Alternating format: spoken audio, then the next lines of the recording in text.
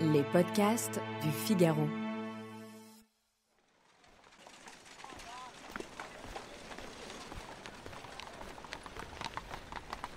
Paris, automne 1862. Un jeune homme arpente les rues de la capitale d'un pas décidé. Ce très grand garçon, c'est Frédéric Bazille. Il a tout juste 20 ans, ses yeux brillent encore du soleil du midi. Il vient de quitter sa ville natale de Montpellier. Adieu les études de médecine. Lui veut peindre. L'impressionniste! Des mélangés, encore des films, des films dans les seaux. Pour sa mère. J'aimerais, mademoiselle Berthe, que vous posiez pour moi. Des chocs d'amour propre Voilà du coup qui rendent tout en temps difficile. Des effets de lumière. L'impression Ou blanc-pur. nous mourrons. Monter la lumière autant Parce que que la tout ce que couleur. l'autorité ne peut délivrer, la liberté de discours. Lui qui me traite de gredin, je le crève. Renoncer à tout espoir. Quelle honte! On n'a jamais vu ça nulle part. De saisir dans un moment fugace l'éternité des choses. Faire non seulement la gloire de l'art français, Enfin, puisqu'il faut en passer par là, mais de l'art mondial. allons-y.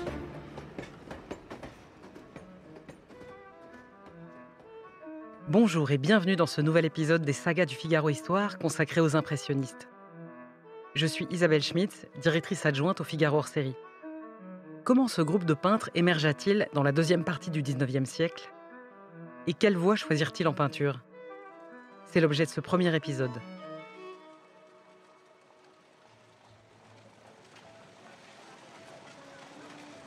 Bazille souhaite rejoindre un atelier pour parfaire son art. Son cousin, Eugène Castelnau, lui a conseillé celui par lequel lui-même était passé. Il est dirigé par Charles Gleyre, un Suisse d'environ 60 ans, qui a formé le peintre Jérôme, la coqueluche du salon, qui ne fait pas payer ses élèves et lui laisserait, a-t-il dit, une grande liberté. Le jeune homme arrive enfin devant la porte du 69 rue de Vaugirard. Il semble un peu gauche et ému. Rien de quoi pourtant, car l'atelier est sommaire. Une estrade dressée pour le modèle, des tabourets, des chaises basses, quelques chevalets et des planches à dessin et un poêle pour se chauffer. Dans l'atelier de Gleyre, Bazille travaille avec acharnement. Il a bien quelquefois la nostalgie du Sud, des beaux sangs, des amis, et il écrit à son père. J'ai une indigestion de murailles et de rues. Mais son travail paye, et le patron, pourtant avare de compliments, l'a même félicité pour ses progrès certains. À l'atelier, il s'est aussi fait des amis. Pierre-Auguste Renoir, un fils de tailleur entré un an plus tôt chez Gleyre, Alfred Sisley, et un autre du Havre nommé Monet. Mais ce dernier n'est resté que 3 mois. On le dit trop rétif à l'enseignement académique. Monet n'est d'ailleurs pas le seul à supporter de plus en plus mal la tradition académicienne. En ce début des années 1860, les artistes sont toujours sous le joug de l'Académie des Beaux-Arts. Seuls les peintres agréés par cette dernière peuvent exposer au salon. Le salon est aussi bien une manifestation artistique qu'un lieu. Chaque année, les œuvres triées sur le volet tapissent les murs du Palais de l'Industrie. Les peintures sont au coude à coude. On dirait presque que les murs du palais pourraient s'effondrer. Pendant plusieurs semaines, les visiteurs se pressent pour s'observer les uns les autres et jeter un œil sur les centaines d'œuvres exposées. Le placement sur le mur de chacune d'entre elles n'est pas hasardeux. Il répond à une hiérarchie des genres. Les plus grandes toiles et celles à hauteur d'œil sont les plus prestigieuses. Elles représentent des scènes issues de l'histoire avec un grand H, qu'elles soient religieuses, profanes ou allégoriques, comme par exemple le Serment des Horaces du peintre Jacques-Louis David. Les genres qui lui succèdent ensuite sont, dans l'ordre, le portrait, la peinture de genre et, au bas de l'échelle, le paysage et la nature morte.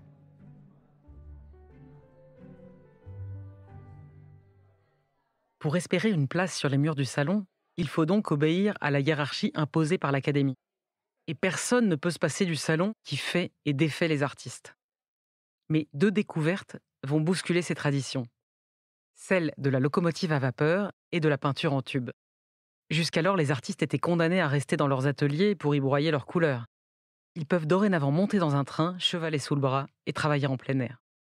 Ils vont accorder la primauté au rendu de la sensation. Anne Robbins, co-commissaire de l'exposition Paris 1874, Inventer l'impressionnisme, au musée d'Orsay. Ils vont s'intéresser à des paysages industriels, des paysages de banlieue, des paysages en mutation. Par exemple, dans les coquelicots de Monet, on a l'impression qu'il s'agit d'un coin de nature parfait, mais c'est on regarde une banlieue, c'est-à-dire que ce qui forme une colline, c'était un remblai industriel en fait. Il y a toujours cette dimension d'une nature qui est en train d'être modifiée, cette restitution de la sensation à même la toile, par la technique de cette peinture claire, donc qui n'est pas du tout élaborée de la même manière. Quand vous démarrez votre tableau, plutôt que de passer un jus qui traditionnellement était plutôt foncé, sur la toile en guise de sous-couche, soit ils peignent à même la toile, soit ils le font à même une couche de couleur claire qui va faire jaillir les couleurs et donner à leur peinture cette luminosité particulière.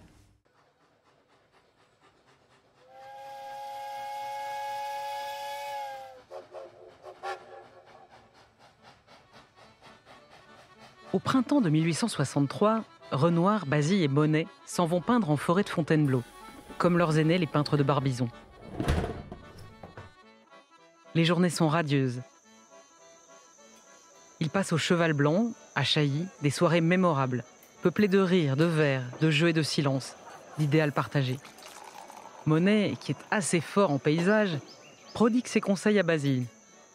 Renoir rit de voir Monet, dandy ombrageux perpétuellement ruiné, si petit à côté du grand méridional attentif, généreux et jovial. Monet, Renoir, Sisley et Basile, qui forment la bande des quatre. Michel Bernard, auteur de 2 remords de Claude Monet. Qui va lancer ce qu'on appellera plus tard l'impressionnisme, on pas le même âge. Ils se rencontrent dans l'atelier de Charles Leclerc. Ils ont 20, 22, 23 ans. À quelques mois près, ils se tiennent dans la même période. Si Monet s'impose, c'est pas parce qu'il est l'aîné, c'est parce que manifestement, et les autres le reconnaissent, c'est lui le plus doué. Il a un caractère très fort, on dirait entier, peut-être même mauvais caractère. Il a toutes les caractéristiques de l'homme qui va faire carrière. Ils se mettent en quelque sorte dans son sillage, chacun avec sa personnalité propre. Renoir aussi a un fort caractère, Sisley aussi. Basile est certainement celui qui a la plus grande admiration pour Monet. Basile a un comportement de disciple avec Claude Monet. Et pourtant, ils sont très différents par la taille. Monet est petit. Basile, il a à peu près la taille du général de Gaulle. Il est très grand, très mince, longiligne. Et puis, ils sont différents aussi par leurs ressources. Monet est pauvre. Il est issu d'un milieu bourgeois, mais sa famille lui a coupé les vivres. Alors que Basile est d'un milieu riche, très riche, de Montpellier. C'est un méridional. Et sa famille le soutient. C'est un enfant très aimé. Ses parents souhaitent qu'il soit médecin, mais lui, il veut faire de la peinture et ses parents le suivent. Et il aide ses amis. Et il aide en particulier Monet, qui est impécunieux. Basile s'offusque du salon et de ses officiels. Il ne cherche guère qu'à gagner de l'argent en flattant les goûts, le plus souvent faux, du public. Adam Saulnier, journaliste à l'ORTF, revient en 1974 sur ce schisme artistique. Paris, dans ce temps-là, semblait immuablement figé. Mais tout allait se réveiller. Au chapitre des arts, Jean-Dominique Ingres, le grand peintre classique, régnait en maître absolu. Tandis que le jeune peintre, Édouard Manet, voyait ses œuvres être considérées comme indignes d'être exposées par les représentants de l'art officiel qui présidaient à Paris le salon annuel des Beaux-Arts.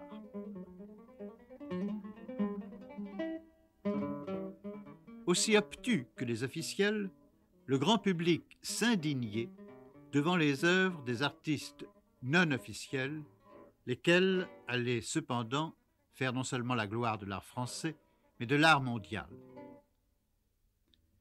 Ce qui distinguait les œuvres non officielles, comme celle-ci, jugée pornographique, des œuvres officielles, c'est qu'elles montraient la lumière autant que la couleur, et que plus encore que le sujet, c'est l'impression quotidienne de joie de vivre qui s'en dégageait. Cette même année 1863, une toile d'Édouard Manet fait scandale. Le déjeuner sur l'herbe est rejeté par le jury du salon et exposé sous le titre « Le bain » au Salon des Refusés. Une manifestation initiée par les peintres refusés du salon officiel et bénis par Napoléon III. Dans un décor bucolique, une femme sèche nue sur l'herbe. Assise, elle regarde fixement le spectateur. Derrière elle, 2 hommes habillés de costumes noirs discutent, tandis qu'en arrière-plan, une seconde femme se baigne, vêtue d'une robe blanche, souple et transparente. Manet était loin d'être le premier à représenter des sujets nus. Pourtant, c'est bien la nudité qui fait ici scandale. Elle était jusqu'alors réservée aux scènes mythologiques ou allégoriques. Le peintre s'en sert ici à des fins érotiques. Ces 2 femmes sont-elles des prostituées ? La rumeur va bon train en marge du salon. Le tableau nous parle de sexualité. Extrait du documentaire Édouard Manet, Une inquiétante étrangeté, une coproduction Les Films d'Ici et le Musée d'Orsay. Stéphane Guégan, historien et critique d'art. On a l'impression, face au déjeuner sur l'herbe, comme devant Olympia, qu'un rideau tombe, que tout d'un coup on dévoile une vérité qui n'avait pas pu se dire avant lui. Et dans un style d'une concision, d'une puissance visuelle sans équivalent à l'époque. Ce qui est en train de changer, c'est une forme de confort dans lequel la peinture traditionnelle maintenait le spectateur. Le sujet en soi était scandaleux. Manet décide de peindre une prostituée, avec cette femme qui semble se rire de nos désirs. Elle est à la fois une image de séduction et une image de répulsion. Et cette somme de l'attraction et de la répulsion est la cause première du scandale d'Olympia. Mais Manet peut compter sur le soutien de ses amis. Le peintre italien Giuseppe De Nittis dit de lui « Nul n'est meilleur, mieux élevé, de relations plus sûres. Jamais je n'ai entendu dire une méchanceté sur qui que ce soit. Il n'a jamais causé un tort à un artiste, à personne. On le redoutait parce qu'il trouve des mots à l'emporte-pièce, d'une originalité singulière. Mots de gamin de Paris, gamin de génie, qui marquaient le ridicule, les vilainies et la médiocrité d'une empreinte ineffaçable. Il a cette raillerie joyeuse où le dédain se fait à peine sensible. Une gaieté sort de lui, gaieté communicative comme toute sa rieuse philosophie. Telle je l'ai vue toujours.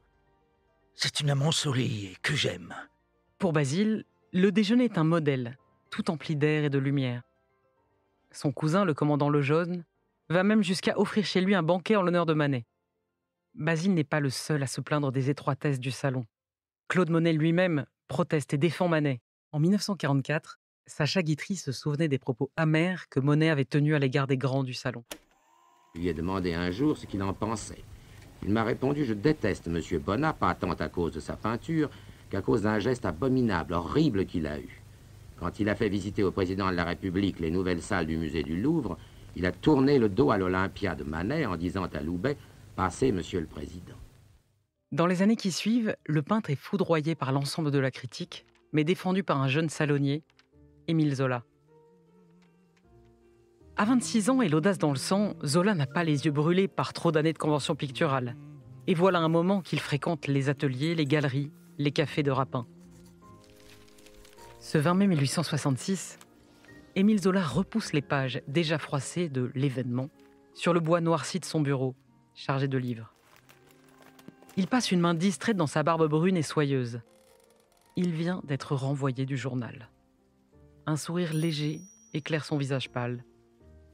Son dernier article pour cette chronique que Villemessant a confiée par la suite à un autre salonnier ne manque pas de panache.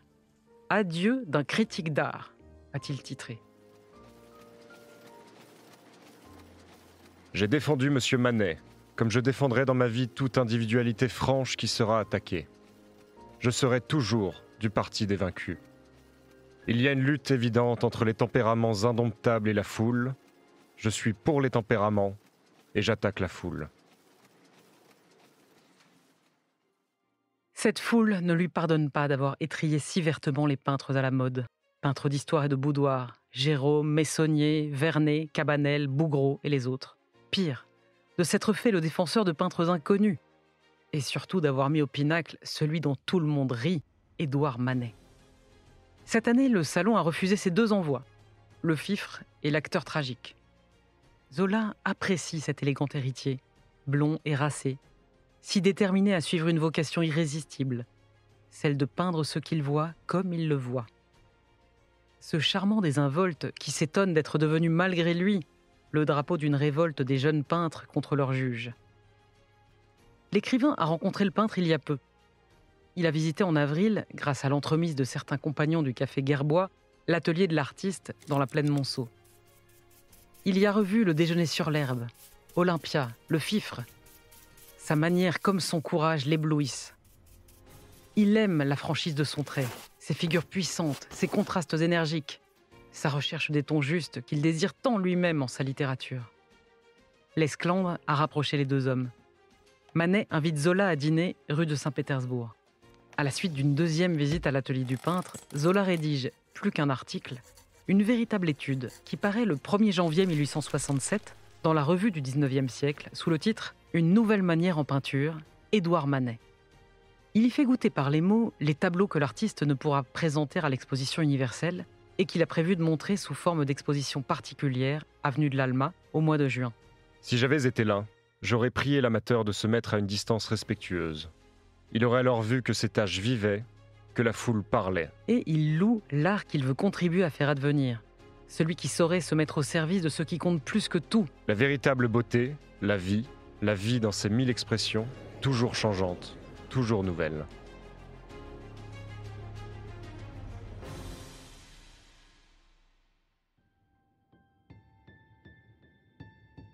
Merci d'avoir écouté ce premier volet des sagas du Figaro Histoire consacré aux impressionnistes. Dans le prochain épisode, nous verrons comment le tout Paris s'offusque de la dissidence de ceux qui remettent en cause un ordre artistique bien établi. Cet épisode a été adapté pour l'audio par Astrid Landon, d'après le texte d'Alban Pio, pour le Figaro hors-série. Il a été réalisé par Astrid Landon avec les voix de Louis Chabin, Augustin Moriot et Stanislas Delatouche.